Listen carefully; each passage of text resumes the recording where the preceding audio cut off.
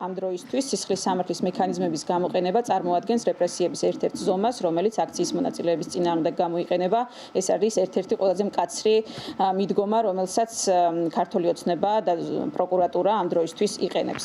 ჩვენ შეფასების პროცესში მოვიცავეთ 64 ადამიანის საქმეს. საქმეები ყველა, როგორც უკვე გითხარით, დაკავშირებულია პროტესტთან, როგორც რუსული კანონის მიღების დროს დაწყებულ მოვლენებთან, ასევე უკვე 2024 წლის ნოემბერ-დეკემბრის და შემდგომ მოვლენებს უკავშირდება ეს საქმეები. აქედან 40 ადამიანი კიდევ პატიმრობაში რჩება. 10 პირი, რომელიც 2024 წლის გაზაფხულის აქციების დროს იყო დაკავებული, მათი საქმეები პირველი ინსტანციით უკვე დასრულდა და ყველა მათგან სასამართლომ გამომტყუნებელი განაჩენი გამოუტანა, რაც რა თქმა უნდა არის საგანგაშო. ამ საქმეებზე ჩვენი სისტემური დაკვირვება, რომელიც მეთოდოლოგიით მიმდინარეობს, რაც ჩვენ 15 წლიანი გამოცდილების ფარგლებში გვაქვს, მოწმობს იმას, რომ ეს საქმეები არ არის დაცლილი პოლიტიკური მოტივებისგან და რომ შეკრების თავისუფლება და გამოხატვის თავისუფლება ასევე იზღუდება სისხლის სამართლებრივი მექანიზმების ინსტრუმენტალიზაციის გზით.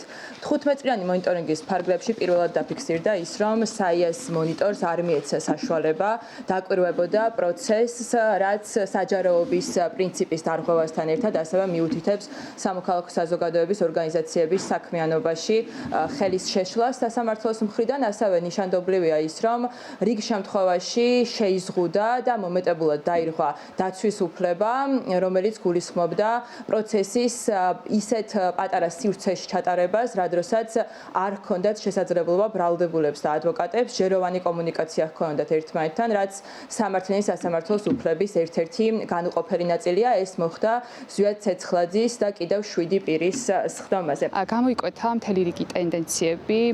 პირველი ის, რომ ყველა ბრალდების მხარის მიერ წარდგენილი მტკიცებულება, რომელიც აქტივისტების საქმეებს შეეხებოდა სასამართლომ დასაშვებად ცნო. ასევე ყველა საქმე გადაიცა არსებითად განსახილველად და მნიშვნელოვანი არის ის, რომ წინა სასამართლო ეტაპამდე, ვინც კი იმყოფებოდა პატიმრობაში, აქტივისტები ყველა ისევ დატოვა სასამართლომ პატიმრობაში და ასეთი 40-მდე 40 პირი არის, მათ შორის მზია ამაღლობელი, რომლის ინტერესებსაც ასევე ახალგაზრდა იურისტთა ასოციაცია იცავს.